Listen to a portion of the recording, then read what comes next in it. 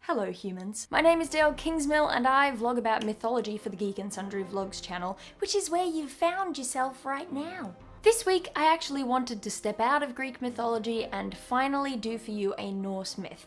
And seeing as on the 22nd of February we were scheduled to experience Ragnarok, I thought that today we could talk about exactly what kind of a bullet we've all dodged after the death of Balder, the most beautiful and beloved of all the Norse gods, and the imprisonment and punishment of Loki for this murder. The events of Ragnarok will begin to occur. The first sign will be the Fimbul Winter. The Fimbul Winter is the name given to 3 harsh winters that will come consecutively with no summer in between. During this period, humanity will begin to give in to its more evil qualities, and brothers will turn on each other and murder will be rife. A day may come when the courage of men fails, and we forsake our friends, and break all bonds of fellowship. An hour of wolves and shattered shields as the age of men comes crashing down.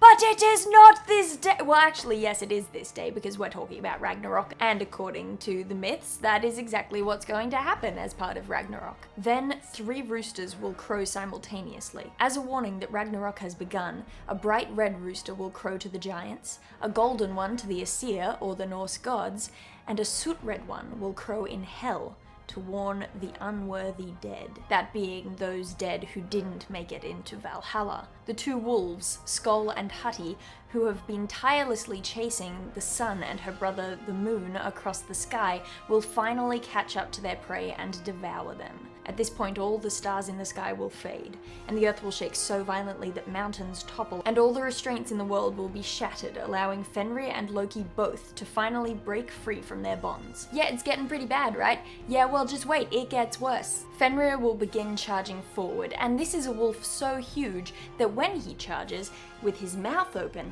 he's got his bottom jaw on the earth and his upper jaw basically in space. And on top of this, his eyes and nostrils will start shooting flames, jets of flames.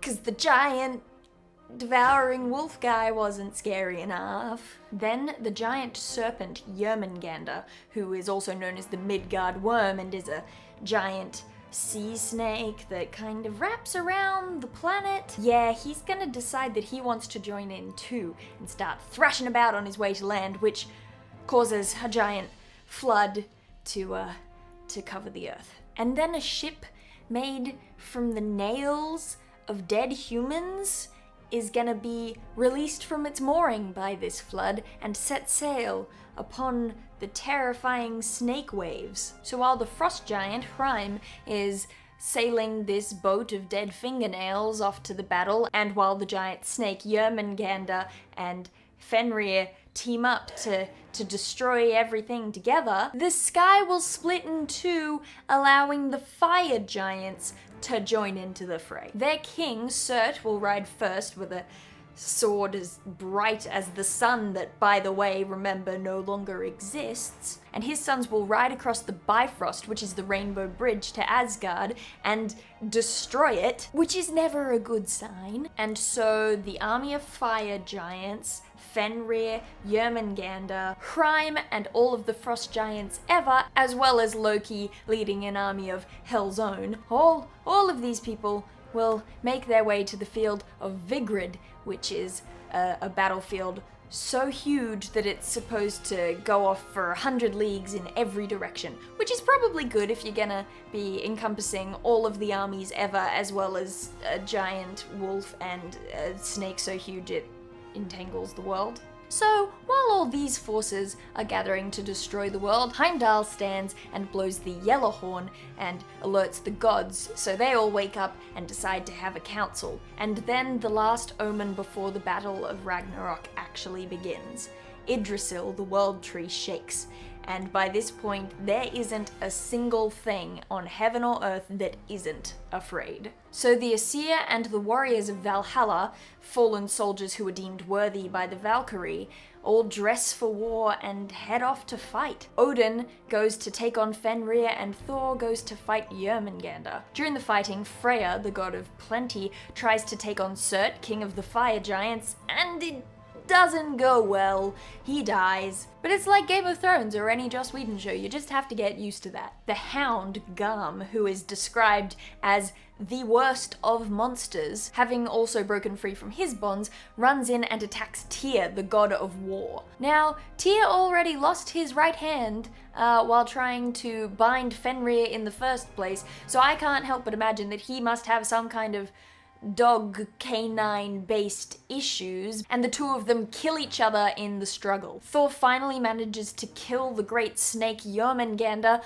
but is so poisoned from the blood and the venom that he can only take 9 steps afterwards before he collapses dead to the ground. Then, in what is possibly the coolest part of an already pretty damn cool arrangement, Fenrir swallows Odin whole, and Odin's son Vidor, seeing his father killed, pops up out of nowhere immediately, stomps on Fenrir's lower jaw, grabs the wolf's upper jaw, and just tears him apart. He tears Fenrir apart from the mouth, just If that's not the most hardcore Viking-esque thing ever, I don't know what is. Loki and Heimdall, who have never really gotten along, enter one-on-one combat and kill each other in the confrontation.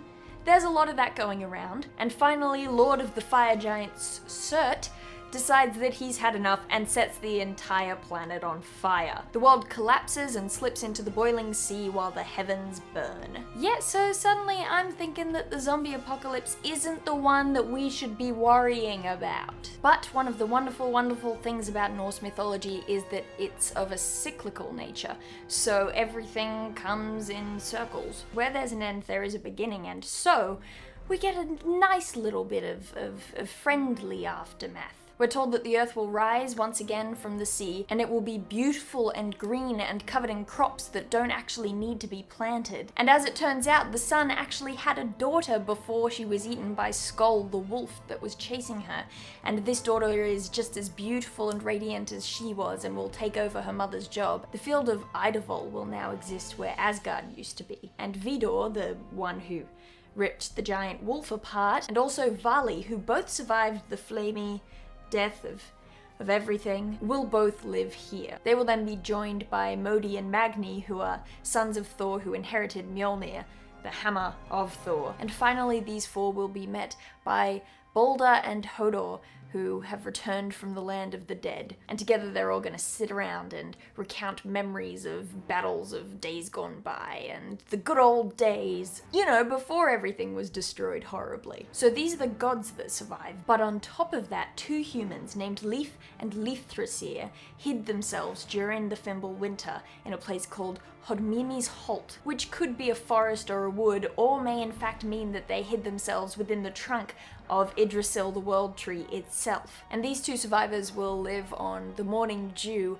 and eventually come and repopulate the earth. Find a song of celebration to dance to, having survived Ragnarok of February 22nd, 2014, by checking out the video game music vlog on this very channel, Songs of Adventure. You can also find more videos made by me on my personal channel, Monarch's Factory. Please like and share this video, subscribe to the channel, and I will see you guys next time with another Greek myth.